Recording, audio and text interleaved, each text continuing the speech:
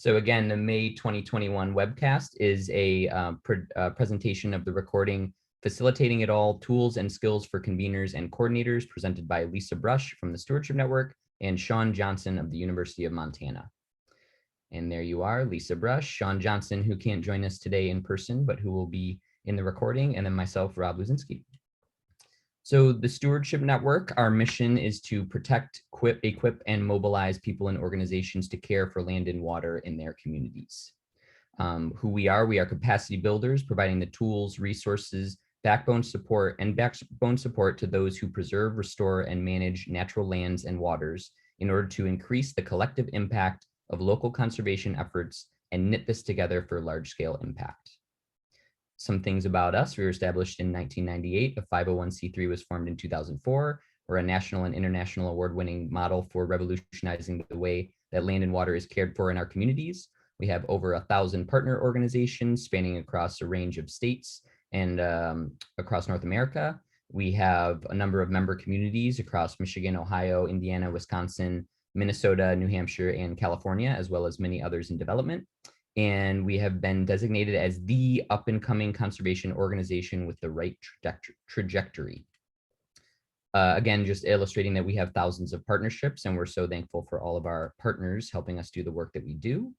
And member communities are really our flagship program, locally defined and controlled communities with both organizations and individuals that collaborate to do restoration and management projects in their local ecosystems. You can support the Stewardship Network today by making a tax-deductible donation as a part of our spring appeal. So we really appreciate your support, and that is what enables us to provide these free monthly webcasts. We would also like to highlight that the Spring Invasive Species Challenge is now happening. So if you visit our website at www.stewardshipnetwork.org/spring-challenge, you can participate. Each spring, millions of landowners, volunteers, and professionals work tirelessly to protect and restore natural areas by removing invasive species. We want to give you all an opportunity to highlight your work to the larger network and also to show the collective impact of the work that we're all doing together. I also wanted to briefly talk about the Collaborating Well initiative. This presentation that we'll be giving was a part of the Collaborating Well track at this year's conference. So the Collaborating Well initiative is focused on advancing collaborative approaches to landscape conservation and stewardship by developing curricula that can be delivered in a variety of ways to practitioners. Our goal is to build the scaffolding that can support the burgeoning landscape stewardship movement and increase partnership capacity at scale by enabling us to practice conservation in ways that are more inclusive, informed, and integrative. And you can learn more about the Collaborating Well initiative by visiting our website, stewardshipnetwork.org/collaboratingwell. And with that, I will stop sharing my screen for the intro, and then I will get into sharing the screen for the video. Thank you all so much for joining us. And one last note that I will make is feel free to use the chat box to make any comments that you would like to make, and be sure that you're selecting panelists and attendees so everyone can see it. And then also feel free to use the Q&A function at the bottom of your screen, and we'll be using that to ask Lisa some questions after the recording plays. So thank you very much, and allow me to play the recording.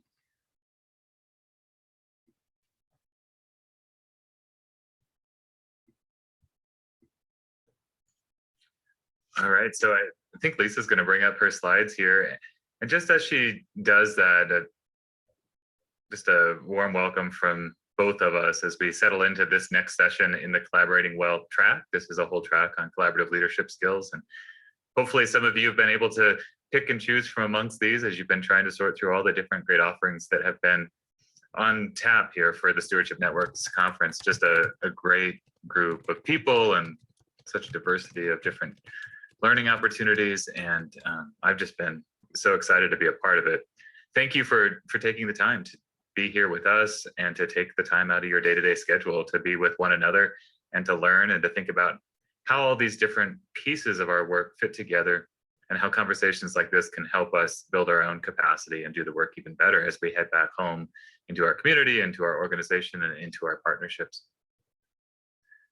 as we get started here, I know Lisa's got a couple of slides that we want to show. This is our Collaborating Well group. There's a whole group of us, as I said, that have been helping lead a track of 8 different sessions at this year's Stewardship Network. We're so excited to be a part of this. I'm sure you've heard from all of us at some point that we feel like we're on a journey with you in developing content that we hope really helps elevate all of our work in our communities, for our landscapes, for our partners. So we've put together this track of 8 different sessions here in front of you. We started at the top on Wednesday, really thinking about the challenges that we're facing, and that the challenges that we face they're just complicated. They're complex. We all have a piece of them, and yet we're not all able to come together effectively to fully address those challenges. And so we see these unintended consequences. We see things not getting done on the landscape. We see people being left out. We see our training opportunities being insufficient to meet the demands that we're facing. And so we're trying to recognize what those tell us in terms of signals for what we can do better moving forward. We already see a lot of things happening on the landscape that are going well. And so we spent some time in that second track really thinking about all the effective efforts that are out there, the traits of collaborative leaders who are bringing people together to do things differently, to do things better than they've done in the past, and to use those as a way to really highlight those best practices, to share those lessons, and to amplify those across our practice. And then we've been digging into specific elements over the last few days, whether that's the cornerstones or DEI or systems. And now we're at this place where we're really thinking about, gosh, it really does depend in part on facilitation skills and process design, that all of these good collaborative efforts are grounded in good meetings. And I know the word meeting itself probably brings up a whole bunch of different images for people, but it's about good facilitation, good meetings, and essentially just a place where everyone can come together to have the meaningful conversations that we need to have to advance learning, to advance knowledge, and to improve outcomes. The next slide, Lisa, I think is a list of all of us that are helping contribute to this. And so I just feel so honored to be a part of the team with Lisa, Sharon, Devin, Amy, Chandi, Yakata, Armando, Dylan, Kevin. Hopefully you've had a chance to meet all of them over the last couple of days. Lisa and I are glad to team up on this. We've just had a great time connecting ahead of time on our own journey as we've developed a facilitation skill set that helps us accomplish the goals that we're trying to reach.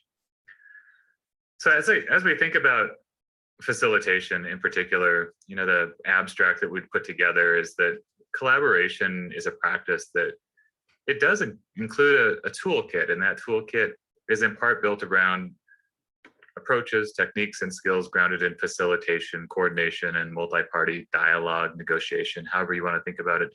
But essentially, we need to create spaces and experiences that bring people together, that help us achieve our goal of accomplishing more together than each of us can accomplish on our own. And we have to think about that opportunity in creative ways. It needs to span cultures and organizations and sectors and jurisdictions and the silos of our fragmented society. And so it turns out that's not a very easy task. And there's not a lot of opportunity to actually build a skill set in facilitation through some of our traditional academic programs or learning pathways. And so it's not a familiar experience for a lot of people.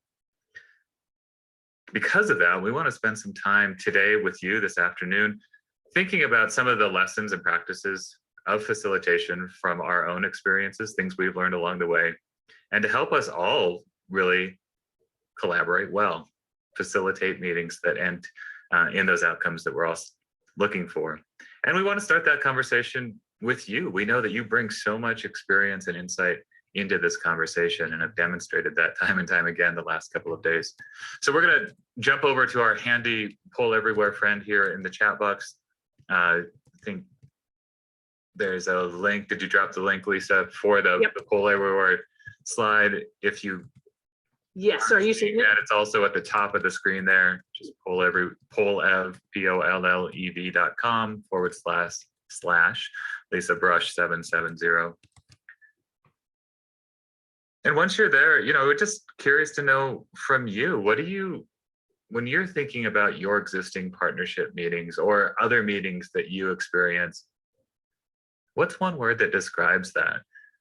Performative. That's fantastic. I'm glad to hear someone's having good meetings, passionate, apathy. Now we're getting to the content that I thought we might see more of. But it's this mix of things, right? We're finding inspiration and connection and forward progress with one another. We're exploring dimensions of issues in ways that we couldn't see perhaps on our own. But they end up having a lot of challenges. Maybe those challenges present themselves as boredom or apathy or redundancy. We get into these cycles where sometimes we end up having the same kinds of meetings, if not the same exact meeting, time and time again. So they end up falling short of our expectations. And when that happens, I think we start to lose the energy and the excitement that brings us together in the first place.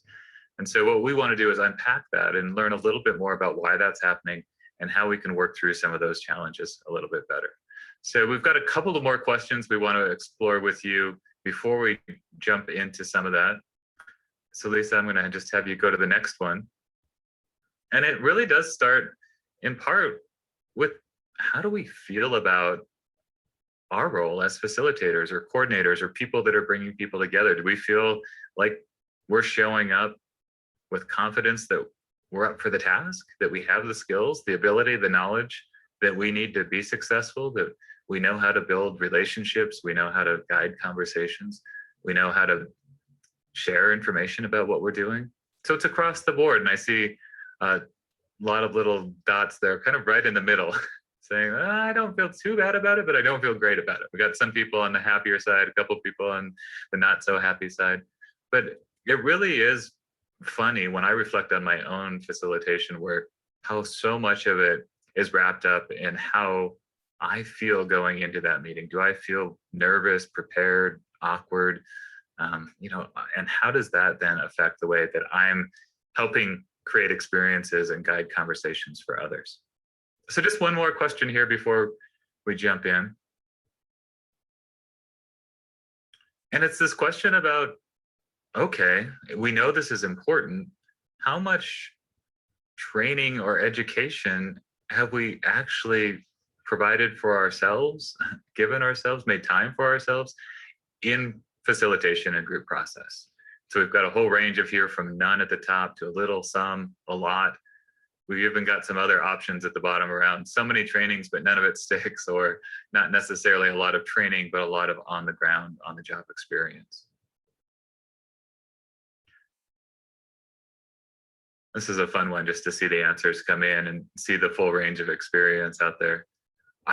For me, it's funny because it's not, I don't know, I guess I always think about it in the context of career paths. And it's not like you meet a 6-year-old on the playground and be like, I want to become a facilitator when I grow up, right? It's always about policeman or fireman or doctor or lawyer or something like that. And so it's not something that's even top of mind for a lot of people, but it ends up being something that connects us across sectors, silos, issues. And it really feels to me like it's been undernourished in my own experiences and the path that I've taken. And I think the same has been true from a lot of the facilitators that I've met in Montana, where I am, and across the country.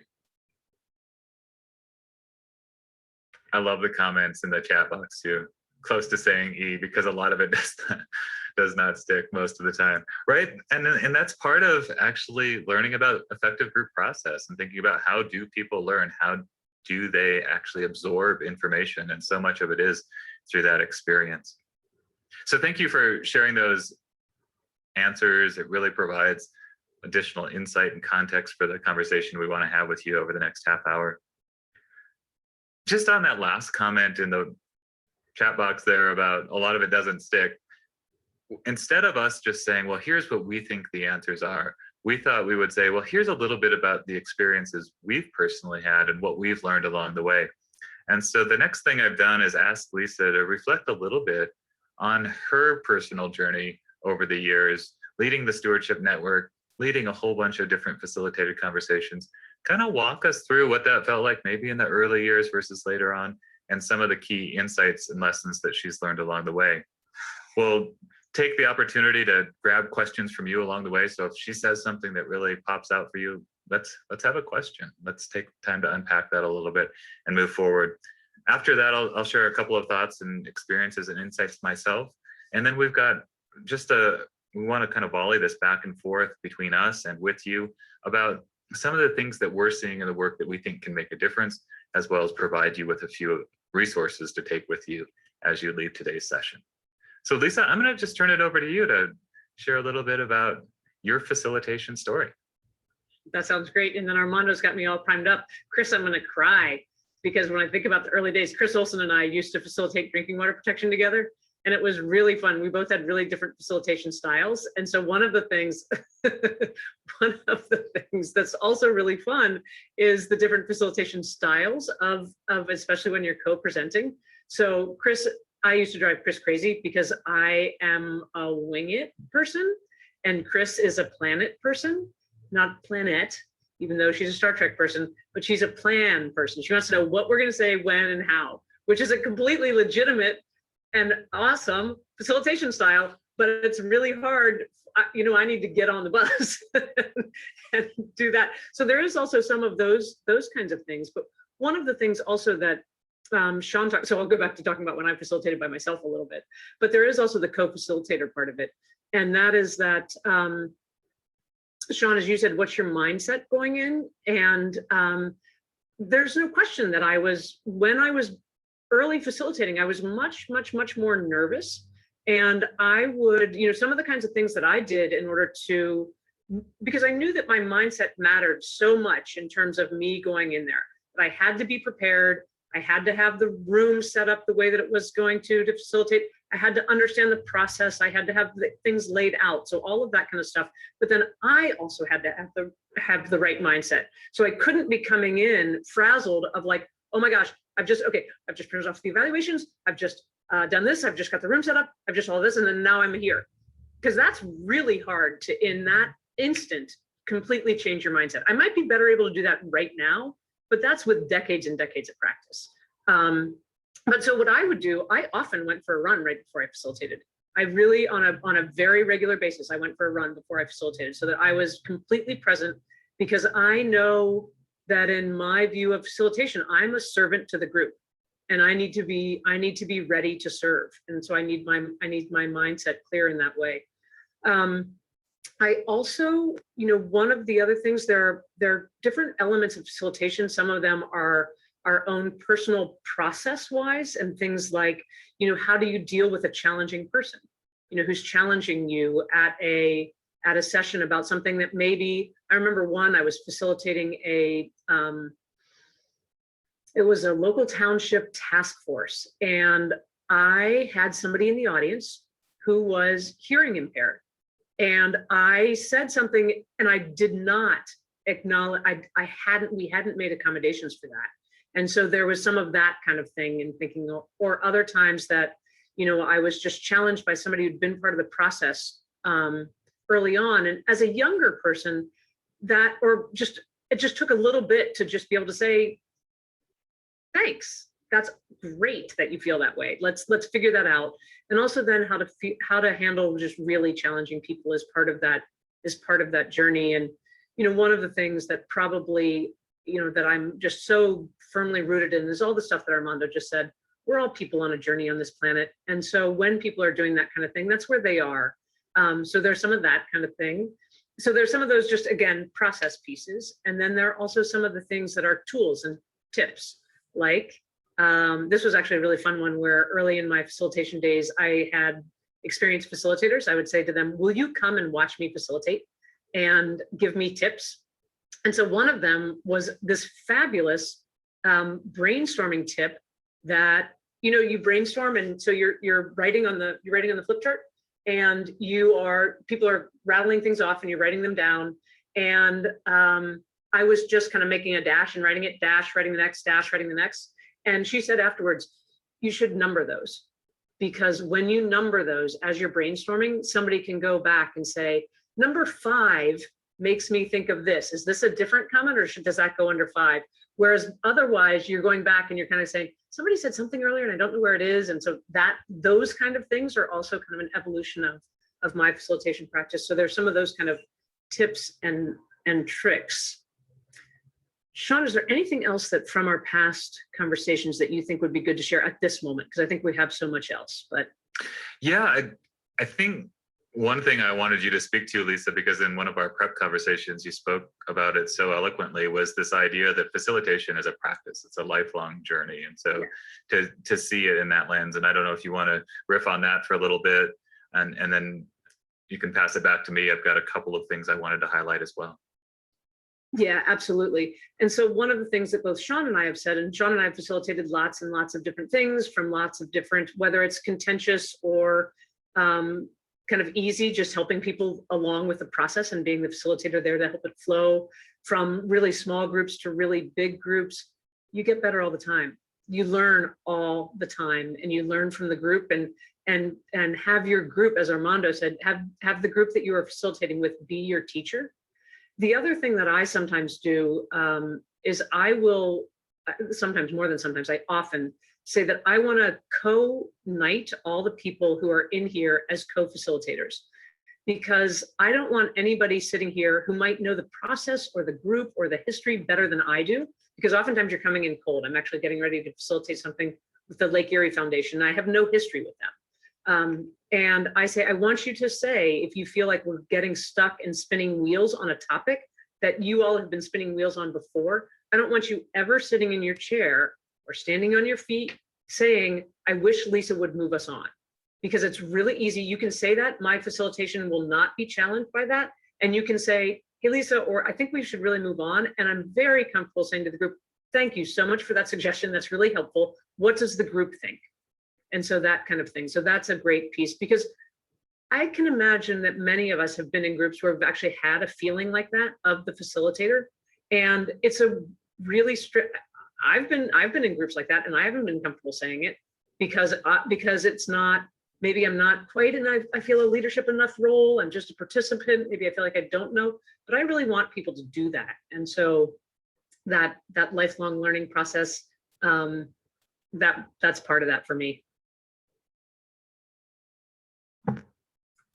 That's awesome. Get back to you, Shawn. Yeah, no, thanks so much, Lisa. And my audio was just cutting out for a minute, so hopefully people can hear me all right. Yeah, you sound great to me. Cool. Yeah, so I'm glad that people are starting to put some resources in the chat too. So Yakita just mentioned a book called The Art of Gathering, which is fantastic and really talks about this, really speaks my experience too. So just reflecting off of some of the things that you guys put in the poll everywhere, and then amplifying some of the things that Lisa shared. You know, for me, I feel like we're just simply not always having the kinds of meetings and interactions that we want, but we're learning along the way, and we're all, as Lisa was saying, building our own knowledge and experience, and it's helping us individually, but not always collectively. So it seems like conversations like this are incredibly valuable, where we can just come together and problem solve and think about what's working and what's not. Part of it is that we don't have the skills or the training that we need and want. So we're trying, through this Collaborating Well collaborative leadership conversation, trying to think more about where are existing resources, how can we add to that mix, and how can we bring it more to you in the field so that it's timely and relevant. But there are lots of ways. There are lots of ways to address all of this. From my own perspective, I have to say that facilitation was not a natural fit for me, probably is still not a natural fit for me. Which is hilarious to me, because you're such a good facilitator, right? It's so funny when it's like, really?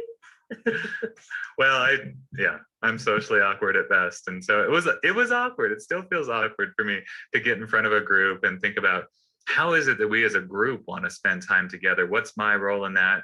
How can I help determine what kind of culture and interaction the group wants? Is this a group, for example, that's really focused on efficiency and getting things done, and they don't really care about anything else?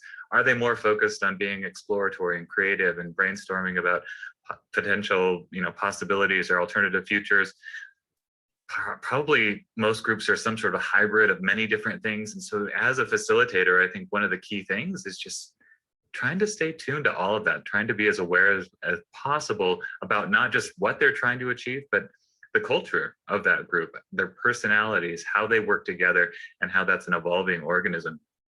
Two frames that have really helped me as a facilitator, and I think they're pretty simple, but they're mental tricks that really work for me, is to not think about it as meetings. I have this negative connotation with the word meeting. And so when I think about bringing people together for meaningful conversation, I think about things like gatherings of family and friends in the backyard or at a restaurant or in a setting where you actually enjoy your time together. And there's usually food involved and interaction, and there's some conversations happening on the side and some together. But think about the most enjoyable social interactions you have and bring that framework into the conversations that you're creating for others. You know, another way to think about another frame that I often use, just because these things, I'm calling them, group conversations are so interesting, because what we're doing is inviting people to discover a new way of interaction in combination with other people and other voices. And that becomes a new organism of sorts. And so you have to nurture that. You have to think about it in its infancy. You have to think about it as it continues to grow and evolve. And what does that organism need? It needs some guidance. It needs some assistance. It needs different ways of learning about itself and thinking about how to move forward in different ways. And as the facilitator, that's your job really, is to help people bring forward the best of what they can within that evolving set of circumstances that's ever changing, and really help them grow into, quote unquote, a healthy group process or group dynamic. And so we see things from academic literature and all that about group dynamics and group process, and those are all helpful. There are these group stages that help inform us. And so when we're struggling at times, that's not a bad thing. That's just a signal of where we are in that evolutionary process. Similarly, with dealing with difficult people and situations, I feel like so many of the questions I get about facilitation are either about, give me a great bag of tricks and I'll be the best facilitator ever, or help me deal with these really cantankerous people in my group and everything will be great.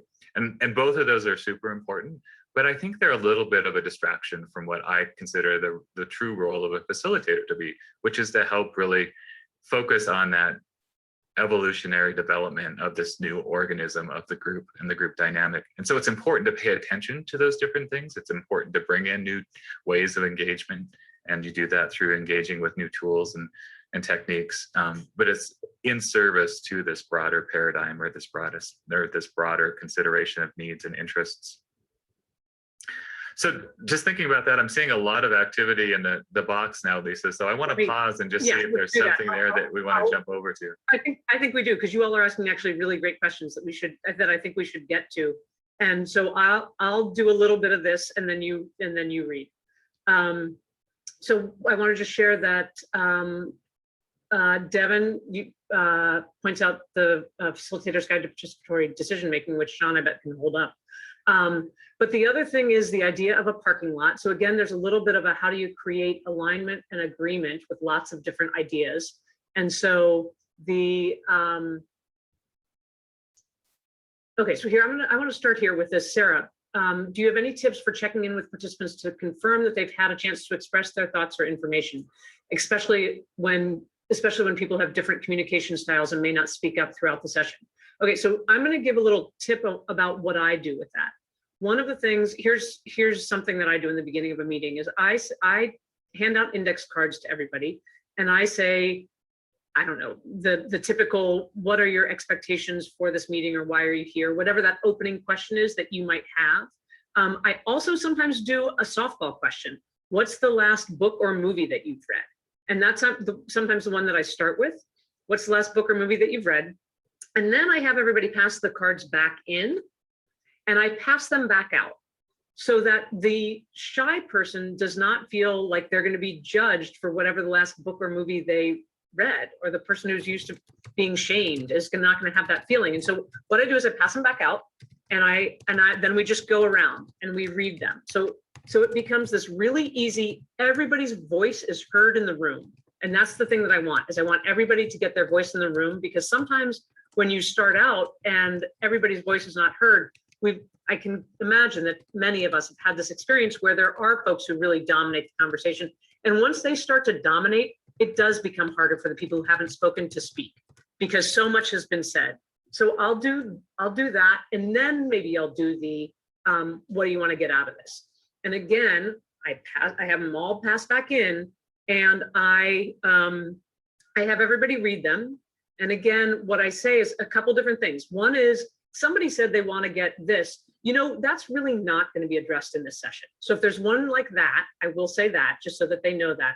But then if if they're all generally kind of in line with what the meeting is set out, the facilitation, the session is set out to be, I will say, fabulous, thanks. We've just heard the collective voice of what we want to do, and that's exactly what we want to do. We want to think both individually in this group, but we also want to be thinking about what we are doing as a group, because that's why we're here together. So that's one tip for some of the how do you get the introverted people's voices in the room right away. And then the other tip about that is that when you ask a question, always or very often or most often, ask people to reflect quietly. And then for how long that is depends on what you're asking them, and ask them to write it down. Because the other thing that happens is, and then depending on how you share it, the other thing that often happens for some people is as other people are talking, they lose their thought. It's hard to keep it in their head. And so if everybody writes it down, they've got it. And then let me also share the other reason that I do the trick about write down what you want to get out of the session is because if you don't and you just go around, somebody's going to talk for 5 minutes about what they want to get out, and you're going to have to stop them. and that's always, and then if somebody starts out long-winded, the next person is long-winded too. And then it's really hard to just stop that. And so that's the other reason that if they write it and it's an index card, that's all they can write in terms of getting that out. Okay, Shawn, I'm going to flip it back to you for other chat things that you've noticed. Yeah, no, thank you, Lisa. And thanks for sharing those personal reflections and tips that you use. That's really helpful just to hear them contextualized in your own practice. I put a couple of different resources in the chat in response to some of the questions around especially online engagement and how do we do better meetings virtually. The International Association of Public Participation, for example, has this link for online resources. It's under the heading COVID-19 P2 resources. So follow that link. It's both about how to think about designing those, but also some specific tools, techniques, and platforms that help us achieve those ends. The International Association of Facilitators or Facilitation Professionals also has some resources. So that's another great resource for just general online things. The one I wanted to point you to is a little bit further up in the chat, though. It's this Liberating Structures resource. And I've been turning to this more and more as a resource for helping me achieve different dynamics within the groups that I've been working in. And it specifically addresses this challenge that's been brought up about different styles of engagement and hearing everyone's voice in the room, but doing so in a way that's a little bit just more, I think it's more effective. It reflects these different learning styles, and it doesn't require us to simply go around and check in with everyone, because that doesn't always work with everyone. So one thing that I've been doing a lot of, and I think it's a technique that I've seen used in different ways in different groups, but it's just this simple idea of building in time for personal reflection and thinking first before you invite people into a shared space. And the one I'm thinking about, if anyone's clicked over to the Liberating Structures website, is just the simple 1, 2, 4 all technique among the different techniques that are provided there. So that's just the one, is to say, you individually reflect on this question or this opportunity, maybe spend a couple minutes journaling your response or thinking about what would you say in response to that question.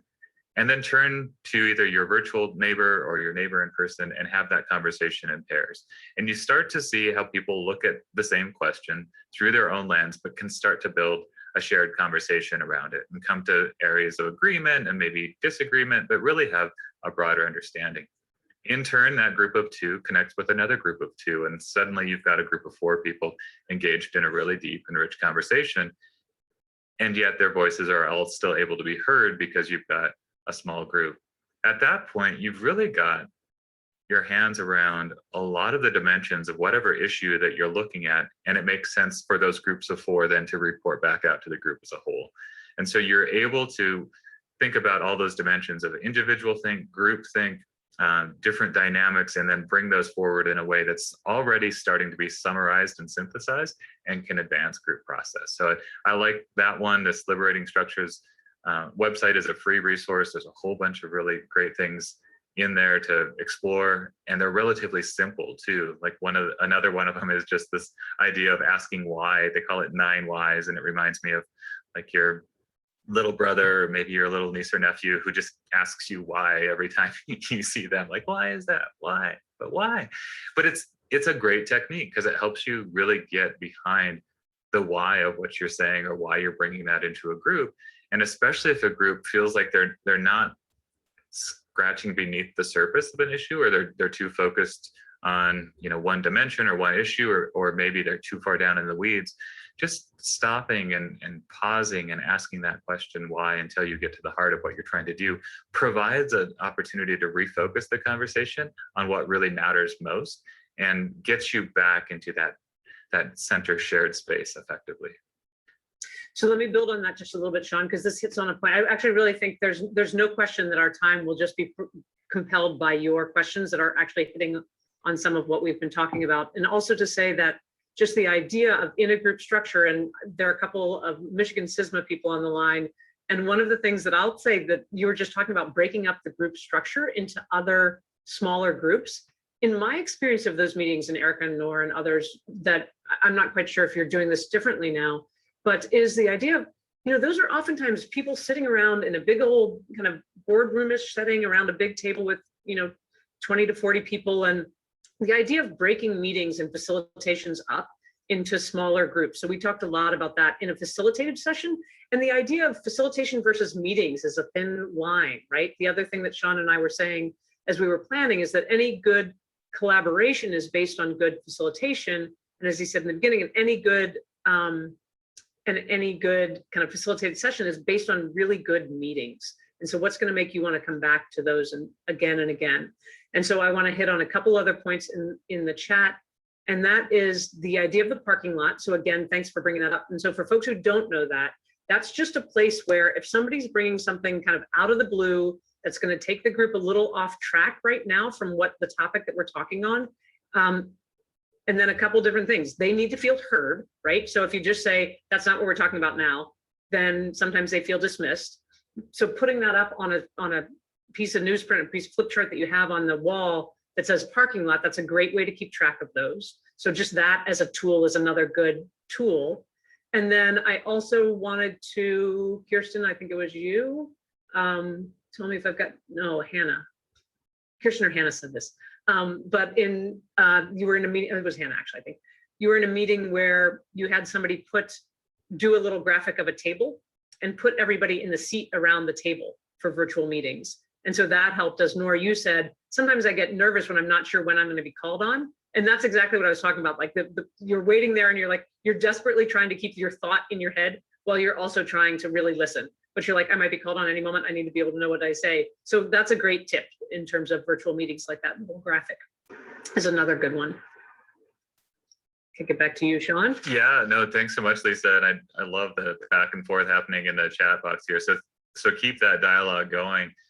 You know, one thing that both Lisa and I touched on as we were preparing for today, and I think is a key takeaway that we wanted to share with you, is it's a little bit of a watch out if this is going to happen to you as a facilitator. And that's that often we see our facilitators as not just helping us with the process and setting the stage and finding those ways to engage people in meaningful conversation, but often the work of the group gets put on the facilitator, and you're an easy target to say, oh, not only are you summarizing a conversation, but wouldn't it be great if you as the facilitator wrote up the meeting notes and did the next draft of the project report we're talking about and did all the follow-up calls to these parties to make sure that everything's happening as our group wants it to happen. And that is a trap. Let me tell you, there's no way you can keep up with all of the demands of a group as one person and still do your job effectively as a facilitator. And so it's really important as you're growing as that group organism to be thinking about the different roles and responsibilities that each of you hold in that shared space. And that it, you know, as Lisa said, she invites her participants to co-facilitate with her. I think that's a great way to think about how do you share that group sense making, that group process, that group ownership and culture. But then it's about distributing the workload too, and being able to effectively navigate that conversation effectively. So really important that we do that. And exactly. I've seen, you know, part of that, I can't remember who brought up the question, but you know, that's often where the tensions rise to. I guess I'm looking at Julian's comment about facilitating conflict and how to navigate through some of the toxicity that sometimes we see in group dynamics and group meetings. So go ahead, Lisa. Yeah, one of the things that I think is really important in the toxicity is to stay grounded, right? So that can be especially, I don't know, as steady as you can stay in that space is really, really important. I think it's also really calling it out and talking about trying to shift that. And also, there is the take a break, right? There's the technique of the break that you did not plan to take at all. And you just say, hey, you know what? I think what we need to do is I think we need to take a 45-day break. It's like, I think we need to take a little break here. And then I've often just talked to the person out in the hallway. And some of what I've done, sometimes I've decided if it's 5 or 10 minutes based on that, like how many people do I really need to touch base with? And that's a really good technique for breaking some of that tension, because that's really, that toxicity is there. The other thing in terms of some of the difficulty, and then Shawn, take a look at Jen's comment right above that leading from the side, because I was thinking it'd be great if we could get to that. But the other thing that I often say in those kind of settings is there are many different things. So one is that it's a Taoist saying, I think, that it's easier to break a glass than it is to make a glass. And so what you're doing right now is you're taking that glass and you are smashing it on the ground. And that's the easy thing to do. I get that. And I get your anger and I get all of that. But what we're here to do is the hard work of making a glass. And so it means that we might need to stop breaking them in order to have some glasses that we can drink from while we're trying to make this one. And so it's it's hard. It's really hard, because when people are in that place, again, Shawn and I knew this was going to go by in a heartbeat, but Shawn, I don't know, you want to say anything about leading from the side? Well, I would just say that I love that image of leading from the side. And I think what we're trying to do as facilitators, as we invite people into conversation, is to make sure that we are walking alongside. And I love that African proverb, or wherever the original story comes from, to say, what we need in order to make progress are footprints moving in the same direction. And so let's walk next to each other as we go through this journey. We're each going to have different roles in that. And as the facilitator or guide, that may be the role that you're taking on behalf of a group. But everyone's walking alongside someone else in that journey. And so think about those different roles, the different abilities, the insights and experience that each member brings as you walk alongside one another. That's what I'm thinking about when I see that phrase. And I think it goes to your comment, Lisa, about building a glass rather than breaking a glass. I wish we had much more time. I see that we're at the end of our 40 minutes already, Lisa, and I don't know if you want to try to put a bow on this, or if there's something else you want to try to answer. Right. So one final comment that I'll make in this is, first of all, thank you all. I love this, right? This is thank you all for your suggestions to each other and with each other. Thanks for being here. I also want to say thanks for the bike rack suggestion. I actually have also started going to bike rack instead of parking lot. Awesome. Well, my last comment is also one of gratitude. And the last lesson for me is just, we're all imperfect at this. This is messy work. So give yourself a break and some grace, and time with friends over a pint of beer after your meetings, and those kind of things that renew your spirit, because this is such important work that you're giving so much of yourself. So take care of yourselves along the way. Okay, and I'm going to say one more thing. One is that in the next session that Dylan and I are doing after the break about complexity, one of the things that I want to talk about is getting to know people. And so that some of that can be that small group stuff. Some of that can be that after the meeting stuff and the light stuff and having lunch. But just the idea of getting to know people makes it harder to be really toxic in those settings. So. Great note to finish on. All right. Thank you all so much for sticking around for that presentation. That was awesome. Lisa, I first just wanted to ask you, do you have any thoughts after watching yourself give that presentation from earlier this year? Yeah, so I mean, there's so many. One of the things that Shawn and I have been doing this a fair amount, and one of the things that I've reflected on as I have done this is to really realize that over the course of my life in facilitating, that I've really worked on it. I've really thought consciously about my facilitation style, what do I do to get better at that kind of thing, and what are the learning from people who've walked before me, and doing that. So just it is a lifelong journey, as we said. And then it's also the same kind of thing where in the beginning, when we did that poll everywhere of how much training have you had, I don't know that I really had a lot of facilitation training. I think as Shawn said, that he's a reluctant facilitator, even though he's so natural and good at it. It's sometimes hard to see ourselves. But I was just drawn to it. And I do naturally, I believe in the power of groups. And I believe that the way that we create change in the world is through groups of people coming together. So some of that. And then another thing, and feel free to drop any questions that you have into the chat, or things that that this sparked for you as your own journey in this work. And then also to say, I'm actually talking about this afternoon with a group of people around having difficult conversations and being comfortable, being uncomfortable. And so the goal is not to be just comfortable and talk about all of the easy things, but some of those are really important conversations for us to have. And we've been having those over the last year, and thinking about conservation and environmental stewardship, and has typically been this white world. And so really, how do we elevate and bring our typically underrepresented peers into the room and have conversations about that? And then the parking lot versus the bike rack is, so the parking lot's very real, but in this world, maybe we should be riding our bikes a little bit more. So it's exactly the same concept. It's just another name for it. We should take our fossil fuel burning, maybe it could be a parking lot for electric vehicles. We should take our fossil fuel burning cars and hop on our bikes instead. So that's exactly that same kind of thing. And Rob, you're also a very natural facilitator. And so as you think about that, what kind of comes to your mind? Well, first of all, thank you. Coming from you, that is a very nice compliment. And I learned a lot from watching the conversations. That was great. One thing that I really just latched onto, and maybe, I don't know if you want to elaborate, or if just kind of my appreciation for it, is the physical preparation that you were talking about. Because I do really think it's so important for a facilitator to be able to be in the right kind of mindset. And that's not to say that you need to feel perfect every day or feel exactly ready for whatever, but just to really cultivate that confidence and that feeling of efficacy, whatever that means for you. So whether it's taking a run, whether it's taking a quiet minute to sit and think, because at the end of the day, going back to what you said about facilitation being a practice, it's really about preparing yourself so that you can do what needs to be done in the moment really naturally. So it's not so much about having like, oh, okay, I know when someone says this, that I do this or whatever. And there is some of that, some of the tools that you rely on.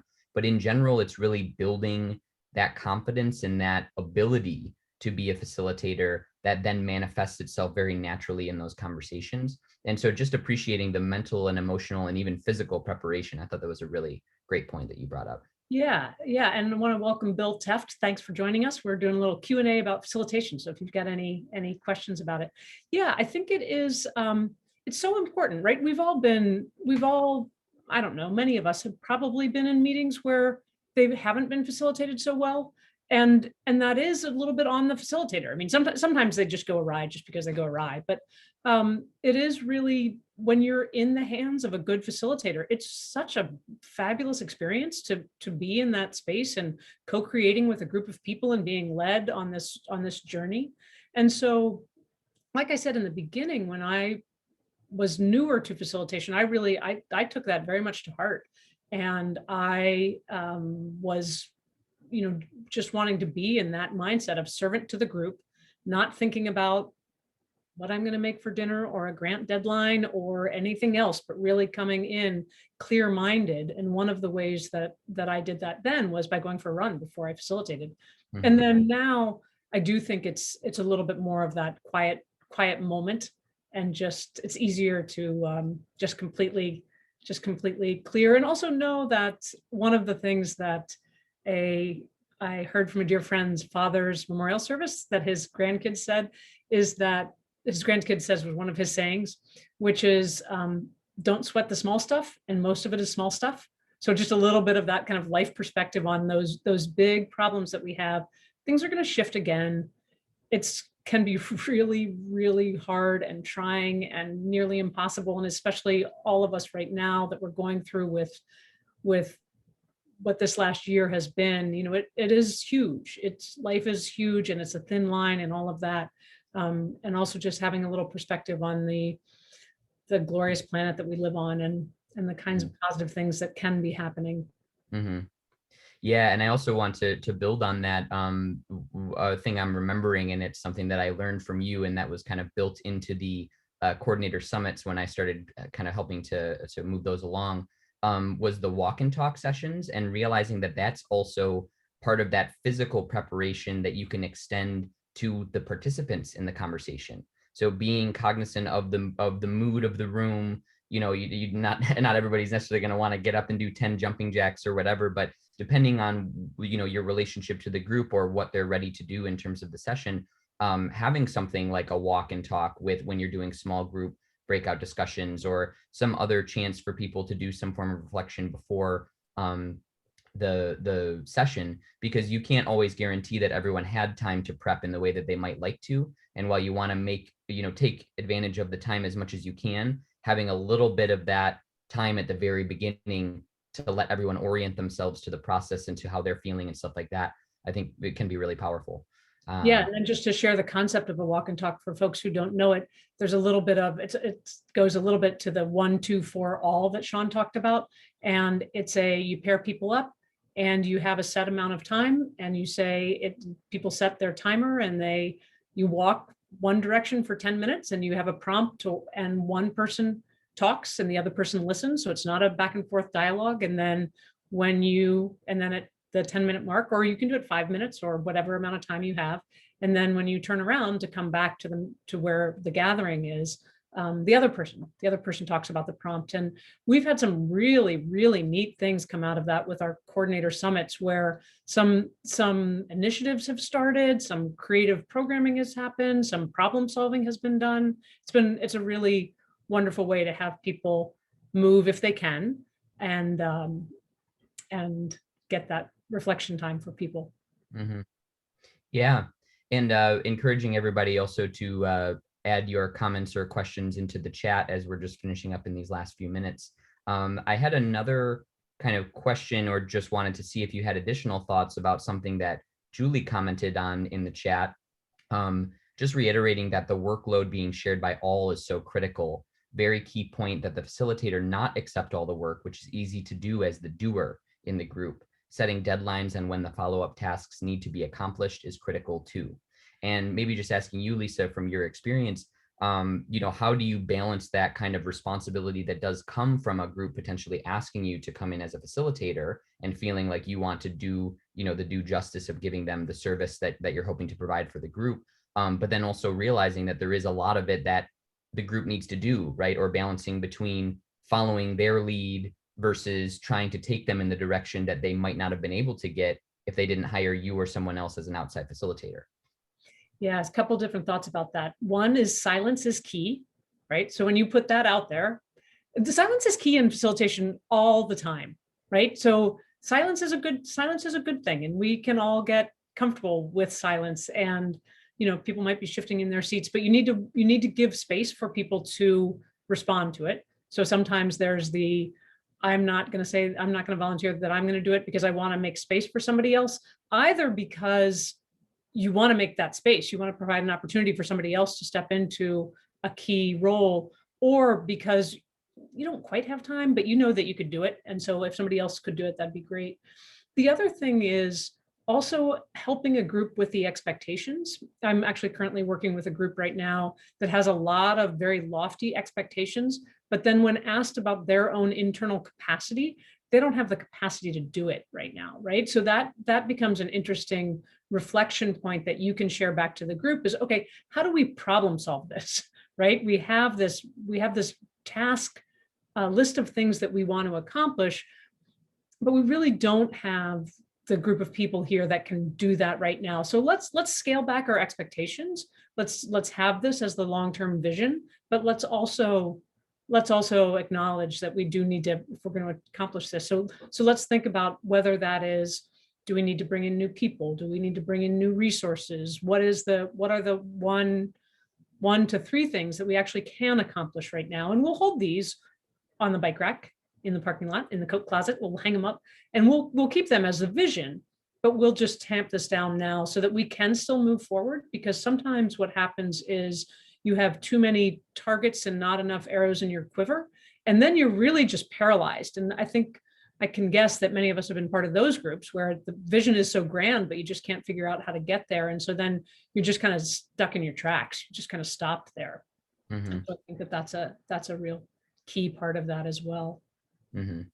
Absolutely. Yeah. And I'm thinking to myself too, just part of what you're talking about sounds like it's about defining what productivity means and how, meetings can, even a meeting that feels like you went nowhere, and I've had this experience, I think I'm sure you have too, a meeting that feels like maybe you didn't get that far on the specific tasks, but that it feels like it was worth the time that for everyone that was involved. And I think that's really interesting too, because the way that groups interact with one another and the way people think and just relating to the writing exercises you were describing too, is so important to the process in general. So even just learning each other better and learning how your fellow collaborators think and how to even approach the process can be a really constructive activity, even if you do not come perhaps to the big decision point that this facilitation was meant to do. And maybe that comes at a next meeting, or maybe that goes on the bike rack.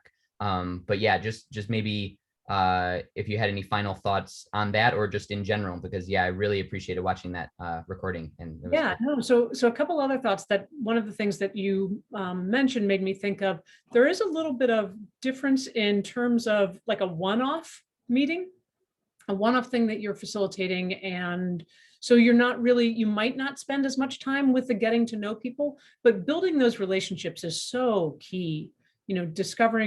Discovering people's strengths, discovering their fears, discovering all kinds of different things if you're working over the long haul.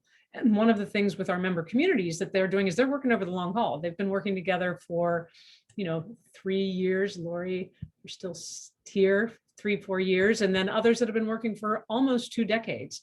And one of the things that in a group like that, in the beginning, it's just like getting to know somebody. So Rob, if I'm getting to know you, I will ask you about the weather. I might ask you about what you did over the weekend, but I'm not going to ask you about your life's greatest fears or your childhood trauma. That's not, the trust is not there. And so building that connectivity and trust is really key for those collaborations. And those develop over time. So in the beginning, as examples, some of our member communities would start to share calendars and volunteers with each other in terms of what's going on, just really beginning to get to know the lay of the landscape. And then later on, they're working on these complex collaborative processes that involve, funding from lots of different sources, and some groups contributing a lot of hard dollars and other groups contributing a lot of match and not getting hard dollars. So it's so neat to be able to carry on these collaborations over time and constantly making room for new people and saying who's not at the table and making people feel welcome and creating a sense of belonging for everybody. Mm-hmm. And I can, as you could see from Shawn's and my conversation, as well as here, I could talk for a long, long time. I really think this is the foundation of so many things. And it's offered, this has offered me an opportunity to work on lots of different issues. The environment and stewardship is where I've chosen to put my work career, but my facilitation has taken me into, I care about a lot of other issues. It's taken me into at-risk youth. It's taken me into homelessness. It's taken me into women's groups as a facilitator for those kind of strategic conversations. And so I feel really blessed by that, as I am blessed by your participation and conversation. So we thank you so much for being with us for the last hour. Want to make room for everybody to get on their 1 o'clock Zooms or whatever it is and move on. But just thank you so much for being with us. We'll be back here for the Stewardship Network's monthly webcast on the next second Wednesday of the month during the Eastern Time Zone's noon hour. You will find us gathered here again. So looking forward to being with you. Thanks, Rob. Thanks, everybody else. Thank you, Lisa. And thank you all so much for joining.